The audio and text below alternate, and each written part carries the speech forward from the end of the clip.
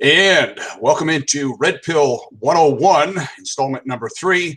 We're talking about transactional versus validational sex today.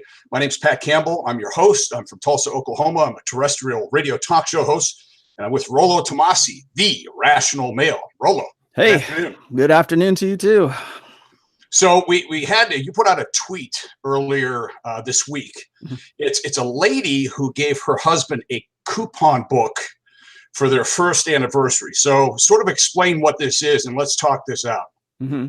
Well, first off, it is their first anniversary, I guess. And it looks like it's some sort of coupon book for sexual favors, more or less. Or basically, some of this isn't just sexual favors. Some of it is like just, a massage or, what seems to me should be a basic feature of any, loving, affectionate marriage. Right. I'm gonna dig this up real quick here, and I'll put it on my thing here. We were talking off air. I said I've seen this before. My kids have done something like this on Mother's Day for mom, where they'll do the dishes, or they'll do the laundry, or they'll make breakfast for her. And I've seen some guys in evangelical circles do similar things for their wives.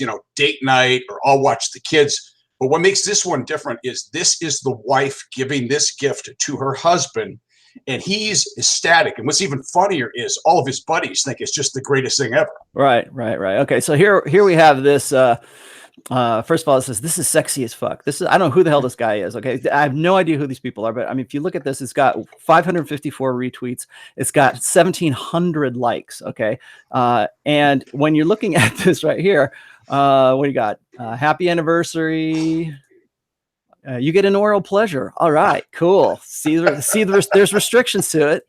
There's restrictions on everything. There's restrictions to this whole thing. Cannot be combined with other coupons. No refunds. No cash value. Well, yeah. we're gonna get into what exactly is transactional expiration date. Did you see that? Yeah, by Halloween. You better use this by Halloween. Breakfast in bed. All right. Served on the body. You want your scrambled eggs served on somebody's body. Like my bacon crispy. There you go. Yes, exactly. Okay, let me cool down and come down here a little bit more. Okay. I hope everybody can see this. I think they can. 2 hours of rubbing. There's restrictions to the rubbing. A date night. You get to take me out. Bowling, movies, walk. Oh boy. Wow. See restrictions. Cannot be combined with other ones. So I guess you can't get a walk and a blowjob at the same time. Wow. I guess you can't have a rub and a blowjob at the same time.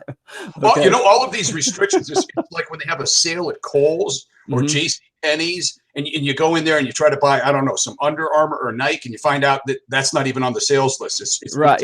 Well, what's Tom Likas. I have to give Tom Likas credit for this. This is actually what's known as a loss leader. Okay, it's the bait and switch. Is what it is. I thought I was marrying into something a little bit better than this. And of course here it is. Cannot be combined with others. Redeemer must. I mean, it's like these are like little coupons for basically getting what should be, I would think, in any other normal marriage. Oh, hey, look, here's a massage. You can get a massage for free. See restrictions. Yeah. Cannot be combined. So a massage, but no blowjob, or a blowjob, but no massage. Cannot be quality, not guaranteed. It sounds like about sums up this marriage. Does it say that? Yeah. That's quality, not guaranteed. Wow. Okay. Yeah. Anyway, so I'm making a big goof out of this whole thing. Okay. So let me just. Excited about it. And what's even more disturbing is that the men that responded to that were all down with it. Nobody's calling him out. First of all, let's say this happened to you or to me. Okay. You wouldn't tell another soul. I mean, no. Yeah. Well, see, yeah, particularly Rollo Tomasi would not tell another soul. Oh my goodness. But I mean, I think that what's interesting is like for guys like this, they seem to think, and this is really why I wanted to get into this topic. They seem to think that this is some sort of benefit. Like they're proud of the fact that they've got a girl that will go and give them like sex coupons. And it's not even sex coupons. I mean, some of those were just a massage, just basic, hey honey, sorry, I saw you had a rough day. Let me rub your feet for you kind of thing. Right. It's just interesting to me that this is the deeper part that I want to get into here a little bit more, but it's interesting to me that there are guys out there who see this as normal. who see this as something. Like, when I goof on this, when I laugh at this, I mean, look at the response rate to that tweet. Right. 1,700 likes. 500 and 550 some odd retweets, right? Right. And people coming in. I'm sure somebody gave him some shit. I'm sure that was that happened. But when I'm looking at this, I'm thinking, why is it? And then of course, here's me connecting dots once again. Why is it that guys think that that's normal, or that's like not even normal? That's like a special thing. Like that's great. Like that's awesome. Oh, good. I'm gonna cash in this blowjob ticket today. See what I can get. Right. You think that there should have been? Do you think there should have been? Cannot guarantee quality for blowjob too. Here's the thing, though. Here's what bothers me with this whole thing. It's the lady calling all the shots. Oh yeah. You can tell it's about frame. Yeah. It's backwards. We're going to get into that today. As well. Sooner or later in this series, in the Red Pill 101, we'll start doing the iron rules of Tomasi. And the first one, of course, is frame. And this is a person who is living in a marriage where the wife clearly, unilaterally controls the frame. And if the guy is thinking that he's lucky to have such a chick, what that does is that just tells me that he is living, first of all, in a blue pill paradigm. And then second of all, he is out of the frame. And then third of all, he feels lucky. He feels like blessed to have had this. Yeah. I was telling you, I think I told you before, I really wanted to, I might still do that. I might rename this episode Cookie Time for Good Boy. Yeah. That's what it is. Yeah. It's doggy treats. You're being rewarded for good behavior. Yeah, exactly. And that's what you're talking about with transactional. So let's define some terms here. First of all, when you say transactional sex, what do you mean? Okay, well, transactional, there's two kinds of sex that women have, okay? You have to break this down, and this will probably be a good, like I said before, this will probably be a good preface into a show, or maybe even 2 episodes about the ins and outs and the nuts and bolts of hypergamy, okay? So the first thing you have to understand, if you haven't read my book or you don't know anything about hypergamy, I've got lots of essays on my website that describe what hypergamy is. But hypergamy for women is basically this. It's their sexual strategy, and it is alpha fucks and beta bucks, alpha seed, beta need. And what that is that's the dualistic nature of women's sexual strategy. Means that she's looking for the best sex that she can get from a guy who is the best genetic specimen that she can get, while at the same time she's looking for a guy who is the best provisioning, the best parental investment, the best security providing candidate for her long-term security that she can get. Now, granted, finding those same qualities in the same guy would be great, but most women today simply don't even look for those 2 qualities within the same guy. They see one guy as the guy they want to fuck, and they see one guy as the guy that they want to marry.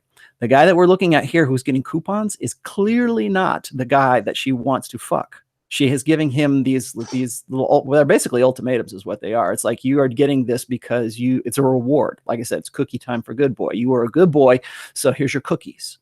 And what that says to me is that says that the marriage that they're in is based on transactional sex and not on validational sex. This is not something that a woman does who has admiration and has a genuine desire for her husband to go and do something like this. Doesn't a real man, an alpha, doesn't a real guy see that as patronizing? Don't you? Yeah, well, I do. Of course, I wrote the book on it, but I see it as patronizing. And what is crazy to me is I don't understand.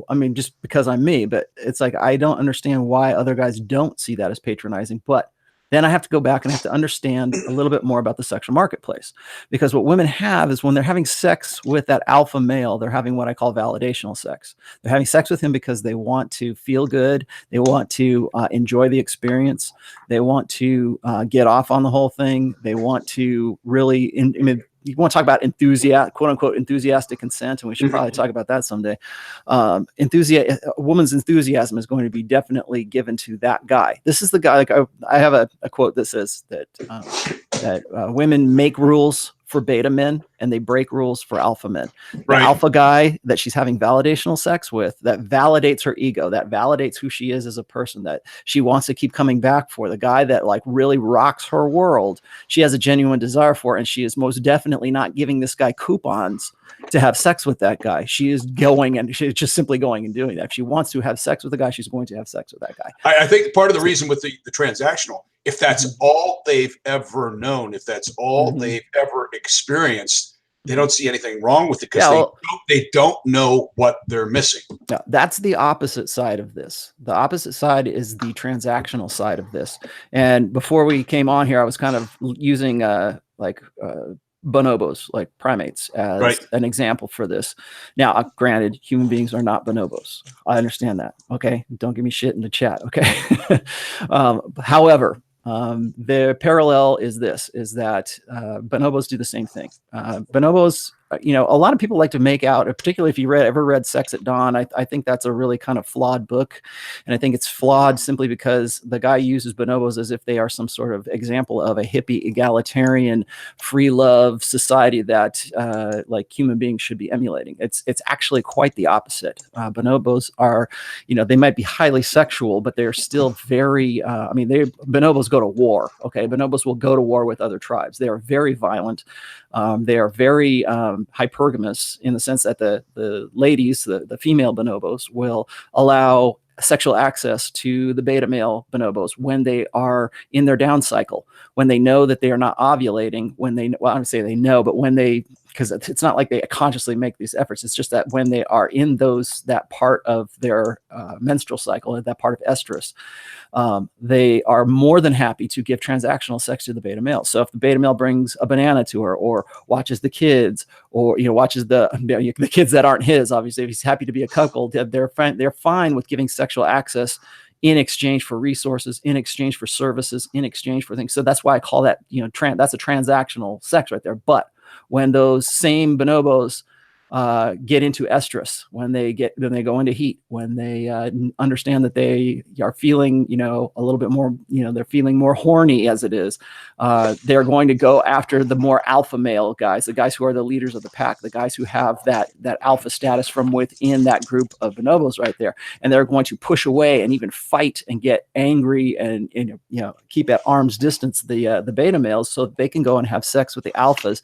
And then once they're done with that, then they go back to the transactional sex. So what I'm saying is that there is a parallel to this in human culture and human sexuality, which is women will have validational biological alpha sex with the guys when they are in their ovulatory shift cycle. I'm not going to call it estrus, but when they're in their ovulatory shift cycle and they go through their ovulatory phase where they are more fertile, women tend to want the guy who is more masculine, who has a stronger jawline, who has more masculinized features, who looks like a good genetic candidate. Those are the guys that women are going to be going after. Whereas when they're in their down cycle, that's when they want their beta males. That's why I call it the alpha sexual cycle and the beta sexual cycle. So when that woman is past that and she's into what's called, I guess her luteal phase is what it is.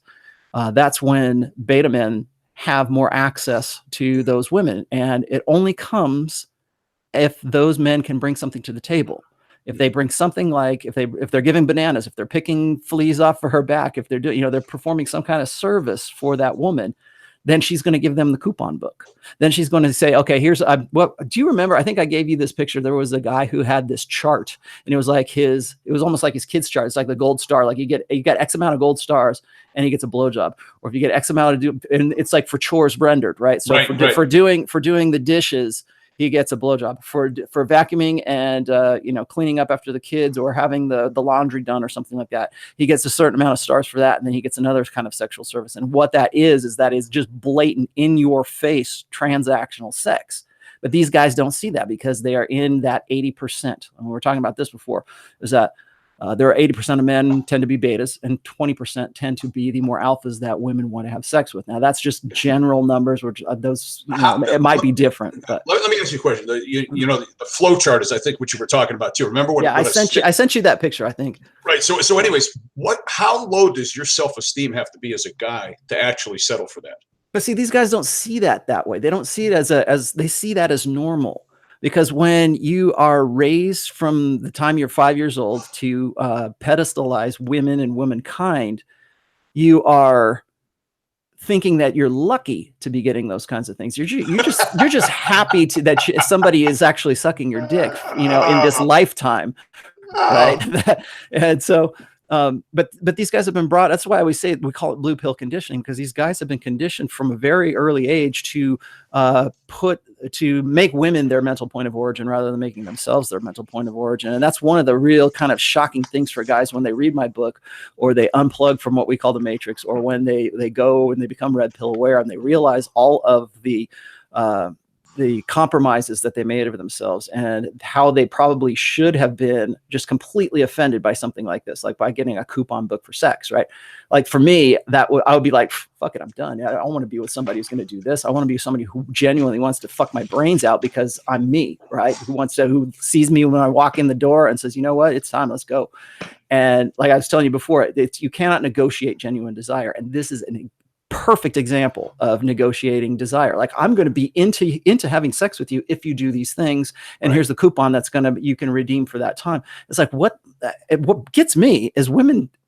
It's not just the guys who think of this as normal, it's the women who think of this as normal, because they don't know any different. For these types of guys, they think of it as a transaction. It's transactional sex for them. It's not sex that they'd be wanting to have.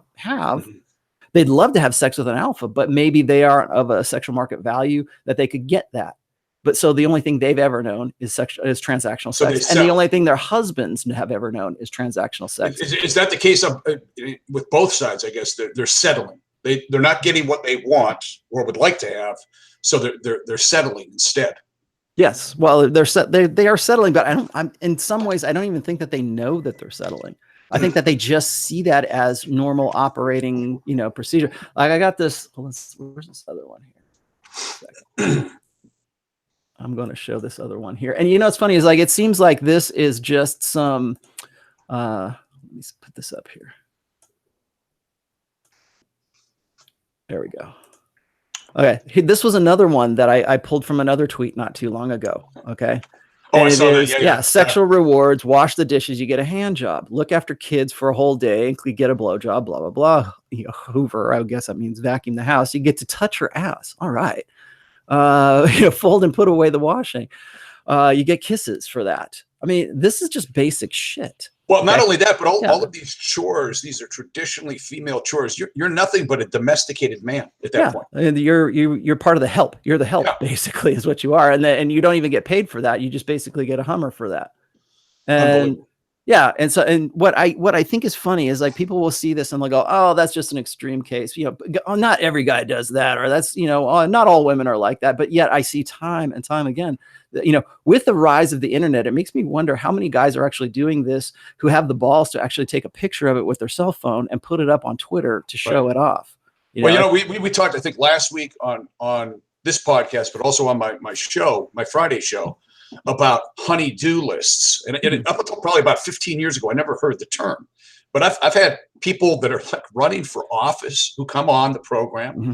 They explain that, Saturday I was doing my honey-do list. You just told everybody you got a list of things you have to complete in order to get your doggy treat at the end of the rainbow. Yeah, you're going to be or you're going to be in the dog house, right? To me, it's like you're emasculated. It's like you're a eunuch. You don't have your nuts anymore. It's like, come on, man up.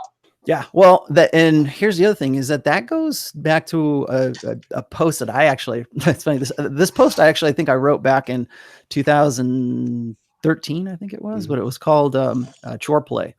And the reason that I thought it was really interesting was because back in 2008, this one author wrote about the title of the piece was called "Women Make Passes at Guys Who Wash Glasses." Right. And what it was encouraging guys to believe that if they did more around the house, if they washed the dishes, if they did the laundry, if they helped with the kids, if they did whatever, they were going to get sex, that they were going to get. Women were hotter for guys who did more domestic chores. And it was, I don't know what research it was based on at that time, but it was probably most women saying, yeah, I really wish my man would hit, I'd be more into it if he would help me around the house. Right. But 5 years later, that same person came back, right? Yeah. Same author comes back. writes another essay or article or whatever, and completely destroys that by saying that, well, most women want guys to do chores, but they want them to do manly chores. They want them to like go out there and split wood or mow the lawn or, change the oil in the car or whatever, the outside of the house. Traditionally, conventionally masculine like chores around the house are what turned women on. And so in the space of about 5 years, we've come and done a 180. Now, I've also seen more and more. I bet you right now, if you go on Google right now, you typed in Choreplay or you typed in something to the effect that you were searching for the statistics for women who had more domestic help or more into having sex with their husbands. I bet you would find something that would now flip-flop back to that. There's so much disinformation about it out there. But what I think the greater story or the greater message behind all of that is that it teaches those guys, those beta male guys, first of all, that sex is a transaction. And second of all, it teaches them that they are owed that sex. And that's what throws these people. Like, the thing that gets me the most about feminists is they constantly say, well, you're never owed sex, or these incels just think that they're owed sex. They think that if they do something, or if they're nice, then a woman is going to want to have sex with them because of services rendered or some shit like that. I'm like, okay, fine. If that's the way you believe, then don't go and feed these guys this bullshit that if they do dishes around the house, that they're going to get sex. Don't go and dangle the carrot if you think the carrot is fucking dangerous. And they won't do it. They never have any answer to that. There's no retort. I want to get into the validational. First of all, I want you to define that. I also want to weigh in on that as well. Okay. Well, like I was saying, validational is the sex that women want to have. I think right now in this day and age, we're starting to base our law, well, certainly our laws, but we're starting to base our concept of what consent actually is, what honest what they call enthusiastic consent is. And enthusiastic consent is based on validational sex. It's the sex that women want to have. They see a guy, they get hot for that guy, they want to have sex with that guy. That's the guy that they're going to break rules for. That's the guy that they're going to cheat on their husbands for. That's the guy they're going to cheat on their boyfriends for. That's the guy that, we were just having this conversation on yesterday's Red Man group. I had a guy who called in and said something to the effect that he was in a band. He said that he was similar to me, like when I was in my youth. He was in a band, and he would have women who would come up to him after the show, married with their husband right next to him, congratulate him, give him a big hug, and slip his phone number or her phone number in his pocket, right? Basically wanting to, hook up with them at some point later. These are the guys that women have, that they fit that archetype, that alpha archetype that women want to have sex with. And that's why I call it validational. A lot of guys will take me to task on this too, because they will say that all sex really is transactional, even the validational kind of sex, because eventually after women have been having sex with that guy, the hot guy validationally for 3-6 months, then it turns into something that is transactional. But I think that when we're talking about the validation that woman feels, it's usually something that comes from genuine, unmitigated, uninterrupted, organic desire for that guy. And that's why I call it validational, because it validates the ego. Right. It's the sex that she hopes she's good looking enough and hopes that she can qualify for that kind of a guy. That's the guy who is maybe 1 step, maybe 2 steps above her in sexual market value. And she wants to have sex with that guy because that guy represents genetic quality. He's the specimen that she wants to. It's I don't know if have you ever heard of the sexy sons theory? It's in this book called The Red Queen by Matt Ridley. Great book. Anybody wants to read, you want a reading list for Red Pill 101, that would be one of them at the top of the list, is The Red Queen. But it's a sexy sons theory, meaning that the women who are having validational sex are going to be having it with the guys that they want to have children with. That they think, oh, my kids would look really good if I had sex with this guy.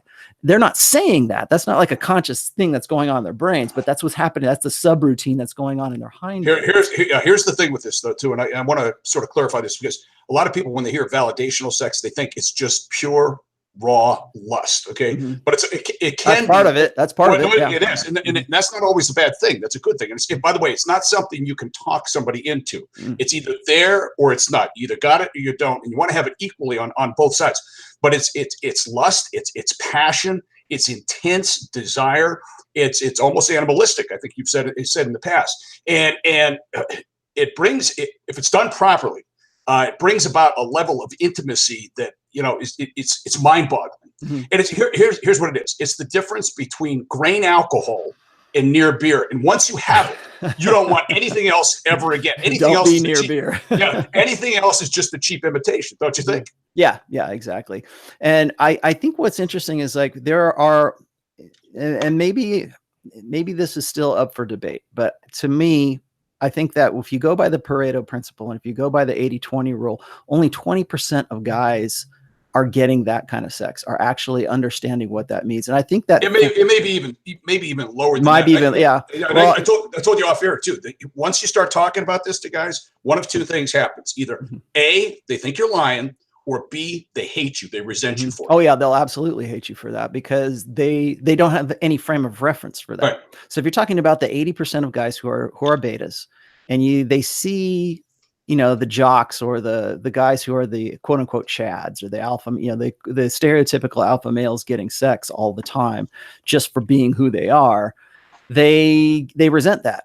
They resent that because they think that those guys are in some way cheating the system. They think that they are in some way anomalies or they're outliers. They think that they can't say why a woman wants to have sex with that guy, but they look at that and they think, well, these guys are being abusive. These guys are being manipulative of these women. And it's not necessarily that they want that, especially in this day and age, because most women, if you take into account the aspects of consent and things like that, right. Women are going to have sex with who they want to have sex with. Ever since the sexual revolution, and we've unfettered hypergamy, what's happened? Well, we've seen a rise in abortion rates. We've seen a rise in no-fault divorce. We've seen a rise in child support. We've seen, a rise a lengthening of the time it takes to get married. I mean, the age of marriage right now, I think, is like 27 years old, which is exactly right where I peg the epiphany phase, which should be another one of our episodes.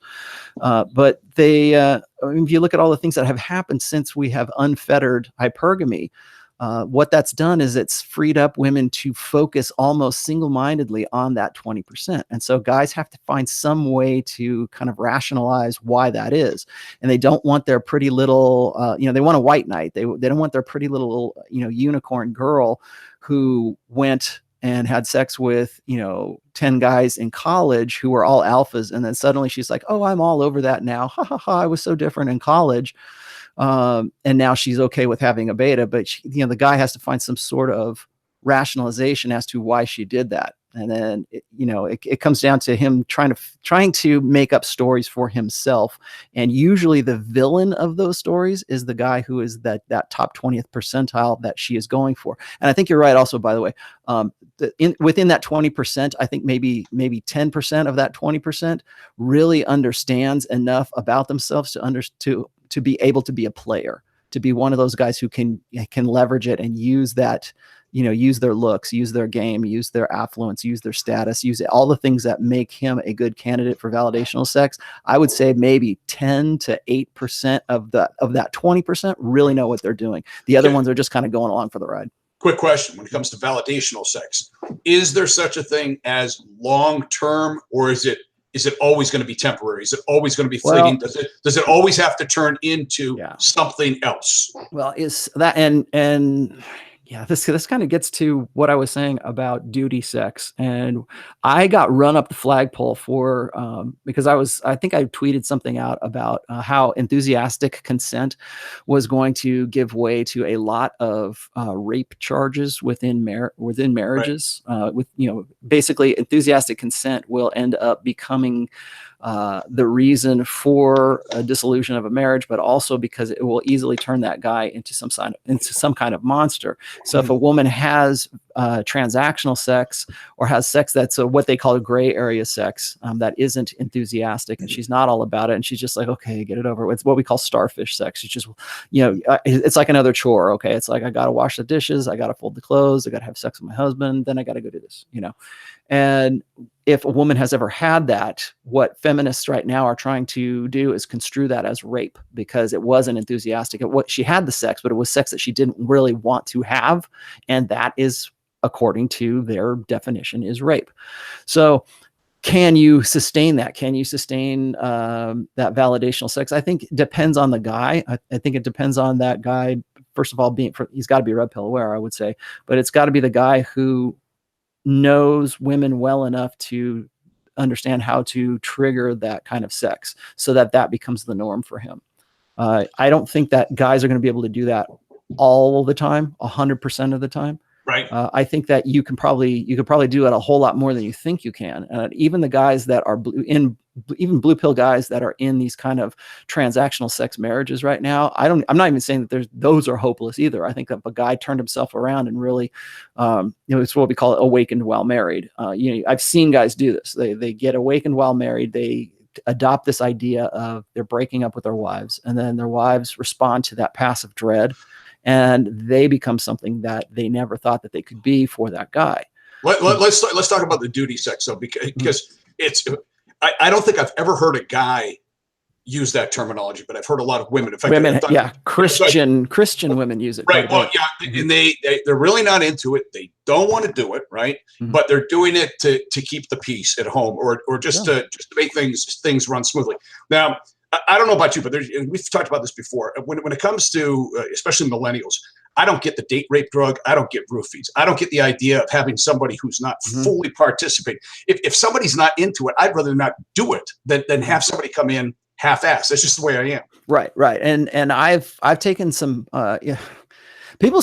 I don't know why some people think that I'm all about pickup artistry. I am to a certain extent. I understand it as a mechanics, but one aspect of pickup artistry that I will have always actually disagreed with is bypassing what's called last minute resistance. And it's like playing this game of push and pull, hot and cold. Being that guy that she really wants to have sex with, and she's kind of in her doubting, or she's got some what's called last minute resistance. She's on the bed, and the guy's like trying to get her to have sex, and she doesn't want to. Okay, fine, that's fine. I'm gonna go. And then so it's like this push pull thing where he's getting past that last minute resistance, and that used to be an integral part of pickup artistry, which I think now is probably one of the most dangerous parts if you still subscribe to that aspect of game. But I was always against that because in my sexual past, I've always been able to have validational sex with women because I had social proof, I had pre-selection, I had the looks, I didn't know I had the game. I didn't even know what game was called back then, but I never really had to convince a chick to have sex with me. I wasn't like, come on. I was never trying to, to harp on or push a woman into having sex with me. It was usually the other way around. It was like, whoa, but when I talk about negotiating genuine desire, that's why I'm against trying to get past that last minute resistance, because I want that woman to be 100% into having sex with me. I want her desire to be 100% natural and 100% right there for me, because if it's not, then the sexual experience is not worth it for, so even back then, even when I was like 22, 23 years old, even back then I was like, I don't want this watered down. And if you've got a boyfriend or whatever, if cause it's like, oh, I have a boyfriend. She's trying to, sort of shit test you. I wasn't into shit tests back then. And I don't think most natural alpha guys ever really are, because if they meet a girl who says, my boyfriend, throws out the boyfriend disclaimer. That guy, if I was to get that, I'd be like, okay, fine. See, cause I've got 8 other girls over here I can, on speed dial or my Rolodex or whatever. What is the difference? What is the difference between persistence and begging, and how do you know the difference? Well, a lot of guys, now this is the opposite side to what I was just saying, is they're saying that, maybe there are some girls who give you shit tests because they really want to determine whether or not you're a good candidate for having sex with, particularly when it comes to that alpha sex, that validational sex. I think that the idea of persistence is really something that's really more on the beta side of things. It's guys who feel like they have to prove themselves, because that's what that transactional side of sex is for betas, and for betas, blue pill guys, whatever. It is something that they feel like they have to qualify for. And that's what that's what they've always been taught. That's why they are taught to place women as their mental point of origin. They're supposed to make mommy happy. They're supposed to make girlfriend happy. They're supposed to be the guy who has his shit together so much that he's the perfect candidate for marriage, but he's not necessarily the perfect candidate for the guy she wants to have hot sex with in the foam cannon party in spring break in Cancun. Okay. He happens to be the guy who believes that because he's done everything right, because he's got his shit together, because he's a leader of men, because he owns his own business, because he does all this stuff, that he should automatically be qualified to be some woman's ideal for validational sex. But that's not always the case. And so when I hear guys tell me, well, I had to be persistent because at first she turned me down and she didn't really want to get with me. Well, what that tells me is the girl that you were persistent with was really, you weren't her first priority. And that's why I always say when we do the Iron Rules of Tomasi, number 3 is never wait, or that's like never wait for sex, but if a woman makes you wait for sex, or by her actions is implying that she is making you wait for sex, the sex that you're going to get is never worth the wait. And it's never worth the wait because it is mitigated, because there's something else going on, because she's got her eye on somebody else and you're plan B. And if she's putting you off, if she's putting you on hold over here, it's usually because she's got a couple of other irons in the fire that she wants to see if they're going to pan out. And if those options don't pan out, then maybe she's going to have sex with you. Well, yeah, let me throw this at you though, because you're going to have a lot of women too. You know, I live in Tulsa, Oklahoma. It's the buckle of the Bible Belt, right? Mm-hmm. You're going to have a lot of women who have, I guess, more actually religious reservations about just jumping in the sack with that guy. For something better to come along too, because that plays around with your head as well, doesn't it? Well, that's a convenient religious conviction is a very convenient way to rationalize those things. Because how many of those women who quote unquote have those religious convictions would break those rules to get with a guy who was, say, 2 or 3 steps above them in sexual market value? So I know a lot of guys who, and there's a lot of players who will say that, you know, sometimes Christian girls are actually the easiest girls to get into bed because they feel repressed. And then second of all, they want to be able to, they don't want to turn down an opportunity for alpha sex if it is dropped in their laps. That's another reason why I tell guys that hypergamy itself is not a straitjacket. Like, just because a woman is in her in her luteal phase, just because she's in her down cycle, does not necessarily mean she won't have same night sex with you. She might fake an orgasm with you, but she's doing so because she sees you as a high value enough alpha that she wants to keep you on the hook, and she wants to please you, and she wants to sexually pleasure you, because when she finally comes back around into her ovulatory cycle, you know, in her proliferative phase, she wants to make sure you're still around so she can have a lot more fun with you when she's really, really into it. And so that's why I tell guys it's not a straitjacket. It's not just something, oh, well, or for instance, guys will say, in hypergamy, if my wife is not really into me, is she always going to cheat on me because she wants the hot guy when she's in her, you know, in her most fertile ovulatory, you know, part of her cycle?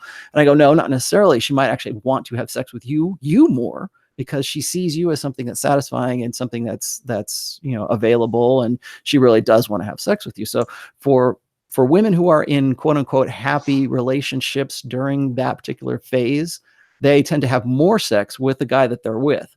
But if they are in an unhappy relationship, that's when they start to look for guys outside of that relationship.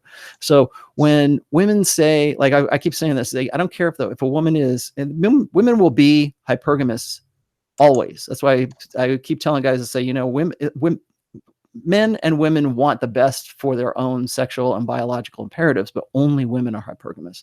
And so when women are in that cycle, or when women are presented with a high enough value guy, I don't care what the conviction is, they're going to find some way to rationalize why they did what they did. So yes, when you got a woman in, I don't know enough about Tulsa, Oklahoma, or the Bible Belt, but they will find some way to do that within the context of whatever is religiously acceptable for them. But they're still going to be hypergamous within that social paradigm.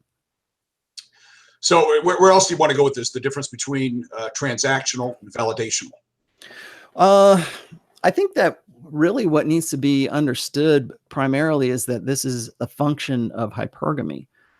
Women want to have they're trying to balance this thing out. And when you put a woman into a lifelong monogamous situation with a guy who is a fantastic provider, but not as exciting as the lovers that she had when she was in her college days, I think that's where a lot of the divorces happen. I think that's where a lot, what gets me is I think that a lot of well-meaning evolutionary psychologists will say that they, hypergamy can be overridden, and it can be if you have a strong enough conviction. It can be if you, if logistically things aren't working out for you. Sure, you can override hypergamy. Let me ask the but question. That doesn't mean it's not there anymore. Okay. Let me ask the question a different way. When it comes to validational sex, what are the qualities a man needs, or in other words, that a woman is looking for in a guy that will result in her giving validational sex? Or wanting to have sex with or wanting to have it. Right. Well, first of all, conventionally masculine signifiers, the physical side of things is one of the reasons. I don't know if did you read? Yeah, I think you probably did. You read Preventive Medicine. Yep. And in that, I provide a timeline of what women tend to be looking for at different phases of their maturity. Right. And in the early days, like from say like 15 up through like high school days, up through maybe say 25, 26 years old, that's when women are really focused primarily on the physical, because they don't have any appreciation for a guy who is a good, who would make a good provider, or who would make a good long-term lover, or long-term, like good parental investment. So primarily what they're looking for is they're looking for physique. They're looking for physical prowess.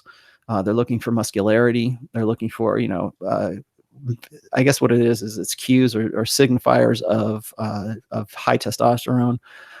Looking for the six-pack abs. He's got to have a nice butt. He's got to have, biceps, whatever, that kind of stuff. So she's looking for the physical primarily, because they're only interested in a hot guy. And that might be great if the guy's funny, but you're never going to get to the point where that woman is going to find out anything about your character unless you've got a nice package, and she gets hot and she gets bothered by that. So that's always going to be part of the overall, I think, aspect of what's going to trigger a woman or cue a woman to want to have validational sex with that guy. Then I think you can add on other things like women will make emotional investments in those guys. So as a woman gets older, when she gets into her mid-20s, when she gets into her early 30s, like certainly right before her epiphany phase, she's looking for guys who have personality characteristics that seem like they're good long-term. They have some sort of long-term benefit to them. So if the guy's funny, but he's got to be hot, but he's got to be funny too. And I think it was Royce who said that there's a 436 bullet point checklist that women have, and men have basically 2 bullet points. She's got to be hot, and she's got to be available. But for women, there's so much more to that. I think we were talking about this on Friday as well. I was trying to get this out there, but I think that when women are looking for a long-term partner, the hotness has to be there, but only insofar as they can attract that hotness. So right now, particularly in this day and age where we have, social media, and we have women's, their sexual market value has become so overblown that, a HB4 thinks she's an HB8. And so when she's thinking that in her 20s, and she's not seeing that materialize in real life, but she's seeing it materialize in her social media life, that gives her conflicting ideas about what it is that she deserves. So you've got women. I mean, hypergamy is already based on looking for that upper 20% of guys as it is anyway. So if you've got a woman who's really realistically it's right around a 5, who thinks she's an 8, she's going to be looking for 8s, 9s, and 10s when she herself is a 5. And whether or not she can get that, what's going to be satisfying in the long term. I think really that's why you see a lot of women these days who are finding out that they're, getting to be 36, 38 years old. They're never married. They've got cats. They've got the ice cream. They got, the stereotypical spinster. I think we're seeing more and more of this because of an overblown sense of sexual market value of these women. But they're still looking for the guy who checks off all these lists. So he's got to have all of these characteristics for them to even consider having that guy as a long-term partner. So I think ideally women would like to be able to balance that, but this is one of the reasons why I say that even today, they don't really look for that they don't look for the alpha fucks and the beta bucks in the same guy anymore. They're looking at this guy's for fucking and this guy's for marrying. And the guy that's for marrying is getting slimmer and slimmer and slimmer and slimmer with the qualifications that she's willing to accept for that guy, because she can make those, she can meet those needs on her own. She can. Go ahead. I want to jump in because we're getting short on time here. We got to touch this today because we touched on it Friday on my program. The myth of equality, where a man and a woman are equals, in a partnership. And you talk about how men and women are designed to be complementary. In other words, the yin and the yang, that they both have strengths, and hopefully those strengths overcome the other's weaknesses. But the idea, I had a guy call into the program one time and he was telling me that him and his wife are equals. And I just started laughing at him. I said, so she's in charge, right? And my challenge is name the country that has 2 co-equal presidents, okay? It doesn't exist because you just can't operate like that. Somebody has to ultimately be in charge. Somebody has to be dominant. In some cases, it's going to be the male. In some cases, it's going to be the female. And that is just simple human nature, is that where we create dominance hierarchies. And I don't give a rat's ass what Jordan Peterson says about competence hierarchies. There's still that dominance. It's the people who happen to be the most competent are the most dominant. Okay. So let's start calling it what it really is. Second of all, that's dominance hierarchies happen mainly for men, because men are primarily merit based. It's a merit. I mean, loosely, it's a meritocracy, or should be a meritocracy. When women are given a certain amount of resources to distribute, they tend to distribute it equally. Whereas men, when they are given a finite amount of resources amongst a group, they will dole that out as rewards for service. So a guy who does more work, or who does a better job, or creates more sales or whatever, he's going to get more money than the guy who's just the average Joe. Okay. So I feel that that's really a part of men's psyches, is to be more merit based. So that's because we want to look up to somebody. We want to have some sort of we want to have some dominance hierarchy, right? We want to know who's going to be the best at whatever, and who's going to be, the weaker member of the tribe, right? So you have that going on. And so you've got a kind of a conflict between men and women in that sense, because right now I feel that we live in a feminine primary social order. And in that social order, women like to pretend that we're all equal. They want to have this finite amount of resources and give it equally out to everybody else, whereas men are struggling against that, because in the corporate world, men are, if you do a better job, or if you do a job that is more important than another person's, you are going to get more money. So it's merit-based, based on whatever your talents happen to be. So you're seeing this clash going on right there, and there's not anything equal about that. And then really, if you distill all this down, there's no such thing as equality. And the reason I say that is because our environment, our world is chaotic. Okay. There is no such thing as equality in our environment right now. So if the particular challenge of humanity is to give birth to a child, well, women win hands down, okay, because they're the only ones that can do that. They're the only ones that have a uterus, and they can give life, and they can, they're the only ones who can gestate a child and nurture that child, blah, blah, blah. Okay, it used to be that way anyways. Who knows what's going to happen in the future? But if we're talking about a challenge of pregnancy and bringing life into this world, women win hands down, okay? That is unequal, and you can complain all you want to about it, but guess what? If you're a man, you're never going to give birth to a child. Most likely you're never going to get but you're also talking about their strengths. Prior to getting into radio, I was a math teacher for years, but one of the things I noticed is that, especially with the lower grades, especially once you get below like 5th grade, 4th, 3rd grade, you seldom, if ever, see a male teacher, and there's a reason for that. They simply do not have the temperament, for the most part, to deal with kids that young and everything that goes along with that. And it's the same with raising children too. If a guy had to get up 3, 4, 5 times a night to breastfeed a baby, okay, you're going to have one kid. That's it. It's over with. We don't have the patience. We don't have the temperament. It's not in our DNA. Right. But we have strengths that women don't have. Okay. We have, and I'm not sure whether or not like MGTOWs will take me to task on this, but I believe in complementarity, and I have a great post called Complementarity. And Right. in that, I compare some brain scans that they've done of men and women. And if you look at the work of Dr. Steven Pinker, men tend to be more interested in things. Women tend to be more interested in people. There's a reason for that, because our brain architecture is completely different. For men, our synapses tend to be straight, vertical, whereas women tend to be horizontal. Women are more adept at communication. They're more adept at sub-communications. We already know this kind of stuff because we see the differences in communication styles between men and women. So that's one part of women's mental firmware, is they have a better facility with communication. Men have a better spatial ability. We have a better ability to see things in 3 dimensions.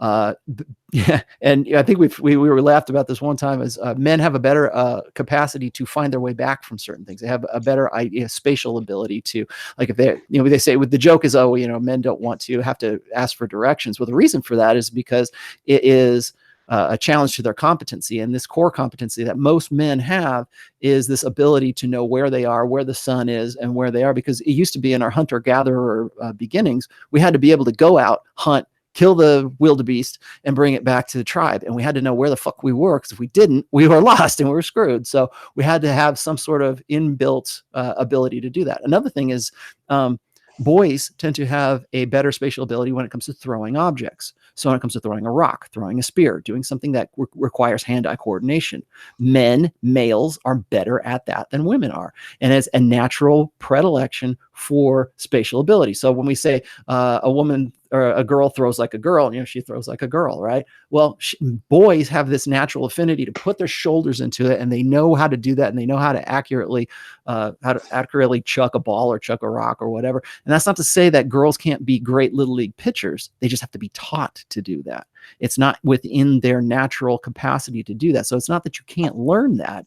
It's just that the natural affinity for boys is to be able to do that. Well, when I talk about complementarity, the things that make men really strong tend to cover the weaknesses that make women weak, and vice versa. So the things that are strengths for women that might be weaknesses for men, or might be, men don't have the same kind of facility for that. We are better together than we are apart, but we are not equals. So I am not as equally good at, say, nurturing or as communication, like, say, as my wife is. She's not as good as, like, spatial abilities and things that I have. There are things about my personality that are part of my male mental firmware that are always going to be strengths that are going to be complementary to her weaknesses. And we can see that biologically, we can see it psychologically, and we can see it sociologically. But because we live in a feminine primary social order, we're expected to believe in what's called blank slate equalism. And that's where we get into trouble.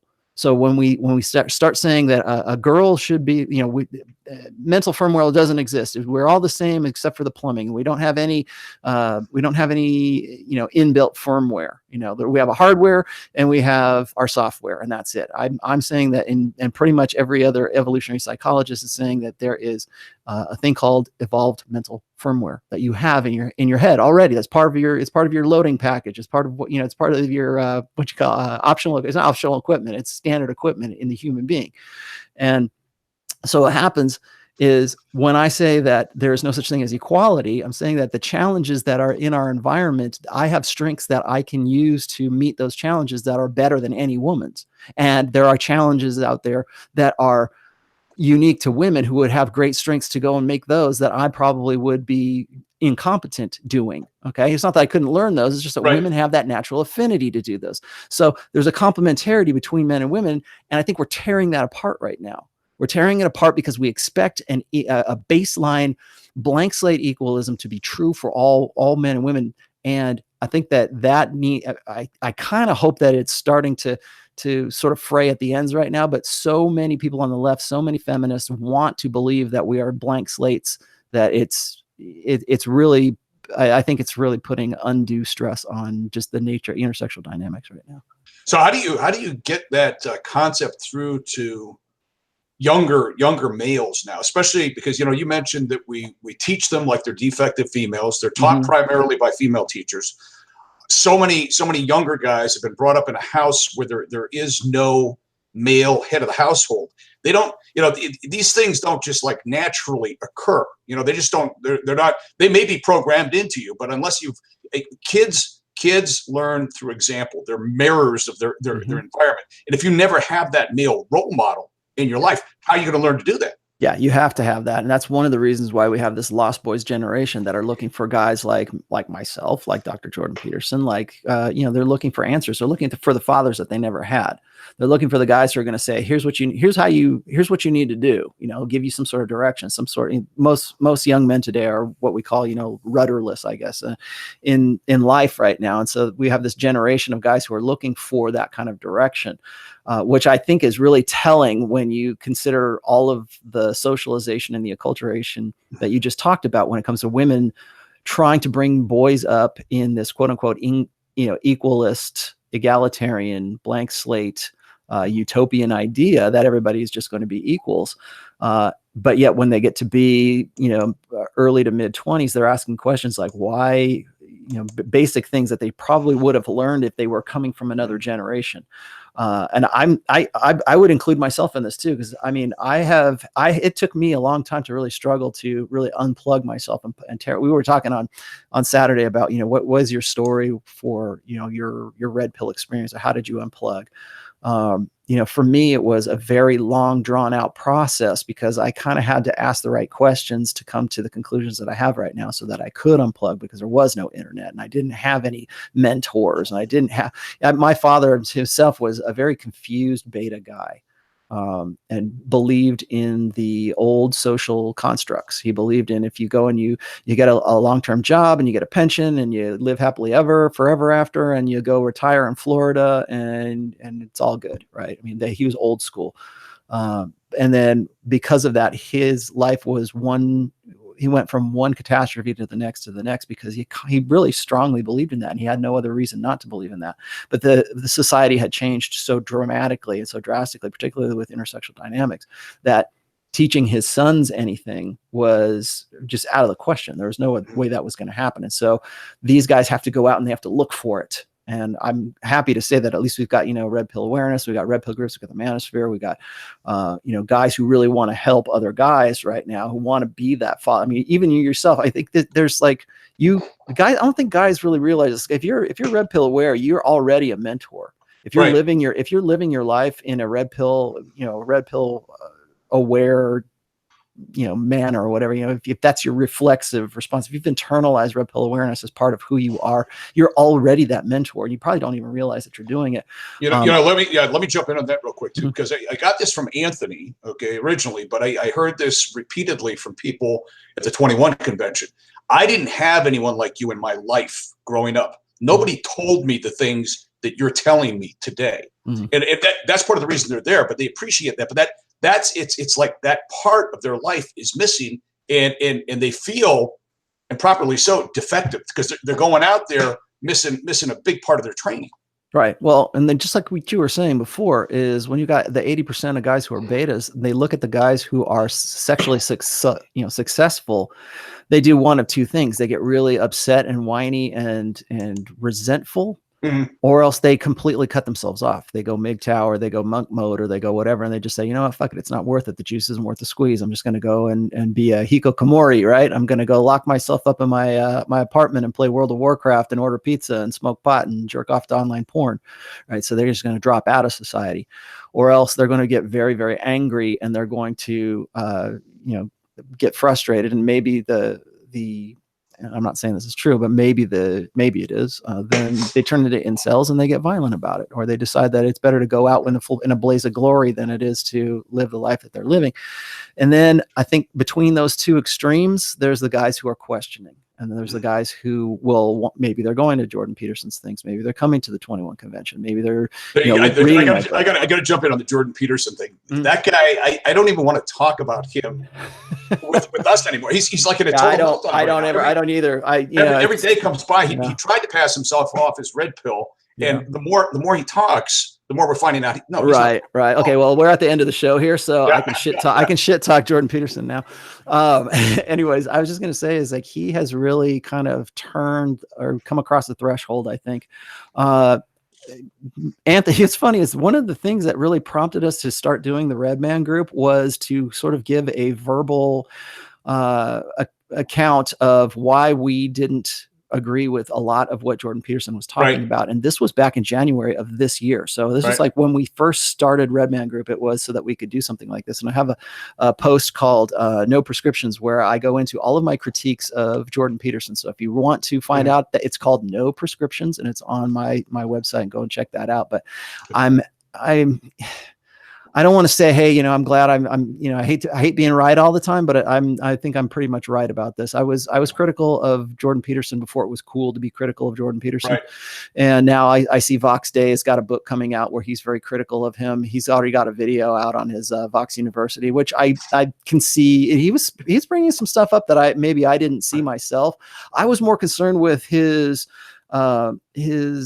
idea when it came to intersexual dynamics, because he was always about dominance hierarchies amongst men. But then when it came to his marriage, he expected it to be really egalitarian. And I'm like, well, here you are criticizing egalitarian sex roles in Scandinavian countries, but yet you're going to advocate for those within marriage. I'm like, that doesn't make any sense. And then I started I dig into his, he's his wife is some girl that he saw when he was like, say 7 years old, I think. And he got one-itis for her. And it's that, puppy love gone all the way through marriage kind of thing. But she saw him as kind of being this beta guy. And I would be willing to guess. I don't necessarily know that this is true, but I would be willing to wager that he probably went through life not getting too much when it came to women, and he was very focused and fixated on that one girl. She went through her stages. She got to be about where her epiphany phase was, and then she decided, he was better choice than all the other guys that she was looking at, and she decided to have him as marry her plan B, basically. All right. So let's wrap things up. We're at the hour mark here. If you want to find out more about me, the best way to do that is simply to go to Twitter. I'm at PC1170. If they want to find out more about transactional versus validational sex, are you going to put some links to articles up there? Yeah. In fact, I've just started doing that too. I've got a brand new little thumbnail for all of our videos here now. I'm actually going to make this into a real channel. So I'm also looking into doing some like After Effects kind of videos and stuff to kind of start this thing out. I'm doing the same thing for a Red Man group right now. So I'm kind of digging into making things look a little bit more professional. But as part of that, I'm going to be putting all of the links that we talked about here, probably No Prescriptions. And we were talking about complementarity and pretty much all the things that I think would be relevant. I'll put them in the links down below. And but in the meantime, you can find me at therationalmale.com. That's my blog. Pretty much everybody watching probably knows that. And you can find me at on Twitter, Rollo Tomasi at Rational Male. And you can find all three of my books on Amazon.com. Just type in The Rational Male into the search engine, and you will see them for as long as they will let me sell. One more real quick here. When is the third book going to be available on Audible? All right, here's the deal. Here's the official announcement. If you waited through this whole show, here you go. The audio book for book 3 is now back and approved by Audible, and they are sending it to retail right now. They sent myself and Sam and our producer Peter Rafelson the official okay, and to tell us that it's going to retail. I don't know exactly how long that takes. I can't imagine it's going to be more than a week, but I would say probably sometime in the middle of this week it will be available for purchase and download, whatever, at on Audible. And also, if you start a new Audible account, you can get the book for free. So your first book is free, and I can't think of a better book to make your first free book. Fantastic. Yeah. And you can catch Rollo on my program this coming Friday, 8:05 a.m. Central Time. It's the Pat Campbell Show. It's on Talk Radio 1170, where Tulsa comes to talk and Oklahoma comes to listen. See you then. All right. We'll see you. Thanks, guys.